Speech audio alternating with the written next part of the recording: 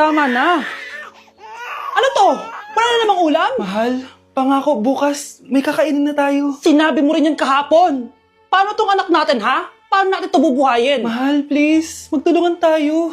Makakaahon din tayo dito. Ayoko na. O ito, ikaw na maghalaga niyan. Mahal, please, wag mo naman kaming iwan. Babalik na ako sa dati kong buhay. Sa buhay na nakakakain ako na masarap. Sa buhay na nakakapag-party ako. Sa buhay na prinsesa ako. Ayoko na ng gantong buhay. Mahal, please, babawi ako. Kaya mo na yan.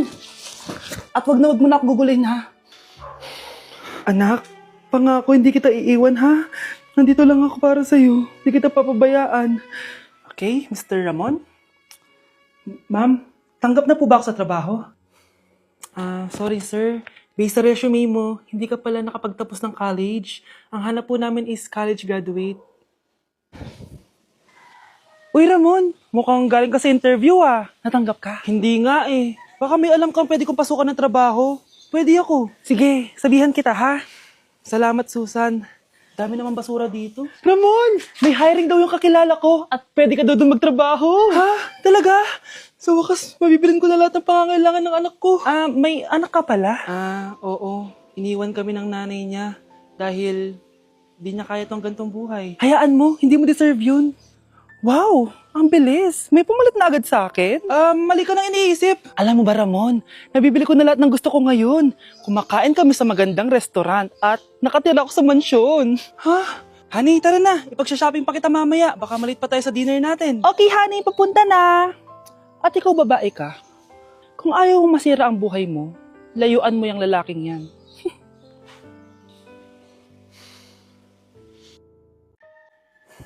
Iniisip mo pa rin ba yung sinabi ng dati mong asawa? Baka totoo nga. Na isa lang akong hampas lupa. Na hindi nagaganda ang buhay. Ano ka ba? May anak ka na umaasa sa'yo. Tsaka, magkakatrabaho ka na, di ba? Hindi ko na alam. Sobrang bigat na. Pero salamat, Susan. Napagaan mo loob ko.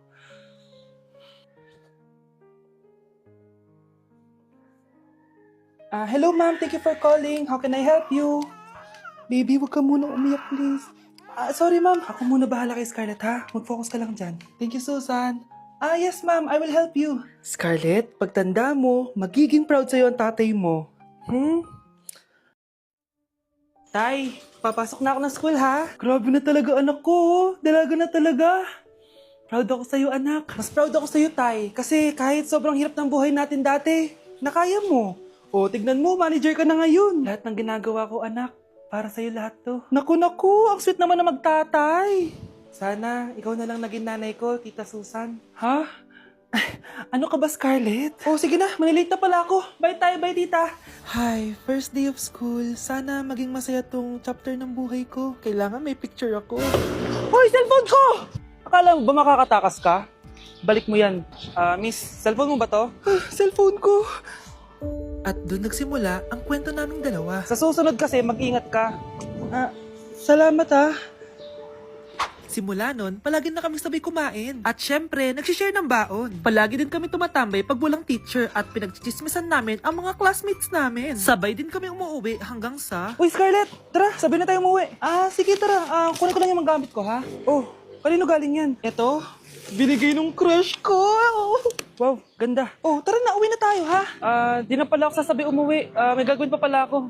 Sige na. Hoy, sabi mo sabay tayo umuwi. Ano nangyari dun?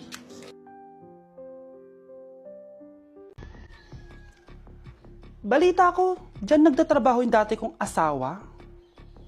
Siguraduhin yung masisisante nyo yan. Dahil ayaw ko ng peste sa kumpanya ng asawa ko. Naintindihan? Susan, alam mo, feel ko talaga mapopromote na ako anytime. Kasi sabi ng manager namin, isa ako sa pinakamagaling sa amin. Ngayon pa lang, congrats na kita. Simula pa lang, alam ko naman na kaya mo. Alam mo, okay din pala na hiniwalayin ako ng asawa ko. At this ngayon, alam ko talaga kung anong habol niya sa akin.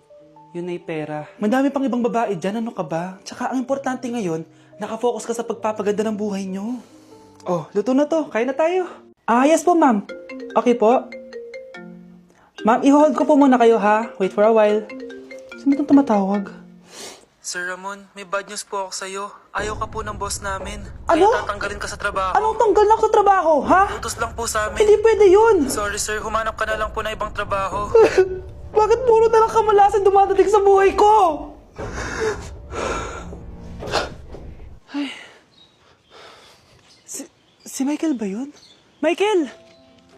Scarlett? Bakit pinauna mo ako umuwi kahapon? Eh di ba palagi tayo sabay umuwi? May ginawa ako. Tsaka baka magselos yung nagbigay ng bulaklak sa'yo. Para ka namang ano dyan? Tsaka alam mo, na-realize ko, hindi ko na pala siya crush. Tara na nga, manood na lang tayo ng movie sa bahay, yung horror. Sige na nga. Michael? Ma?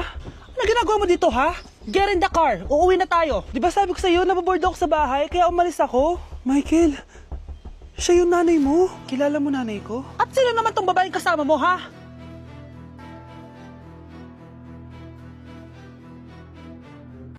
Ikaw, Miguel, ayaw na kita lumalabas ng bahay. Naiintindihan? Ano? At pwede ba? Huwag ka nasasama dun sa kaibigan mo hampas lupa na yon.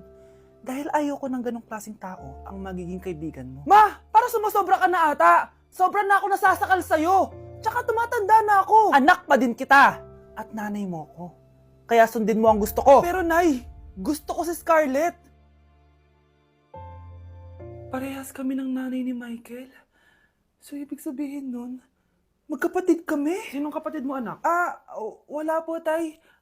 Bakit po? Anak, wala na ako sa trabaho. Tay, pero wag ka mag-alala, anak. Iisip ako ng paraan. Hindi tayo maghihirap. Magtutulungan tayo dito, Tay, ha? Kaya natin to. Salamat, anak. Susan, sure ka ba dito? Last money ko na kasi to, eh. Magtiwala ka lang, Ramon. Para sa anak mo. O, ito na mga pinagawa mo, ha? Magbenta na tayo. Tara na. Sige, tara. Scarlett, ayaw sa'yo ng nanay ko. Ayaw niya akong magipagkaibigan sa'yo. Pero hindi niya ako mapipigilan. Michael, may kailangan din ako sabihin sa'yo. Yung nanay mo, tsaka yung nanay ko. Kailan ka pa natutong hindi sumunod sa akin, Michael, ha? Ma, dahil ba sa babaeng to? Please, tama na! Ayaw mo talaga makinig sa akin? Pwes, ipapadala na kita sa US at doon ka na mag-aaral. Michael!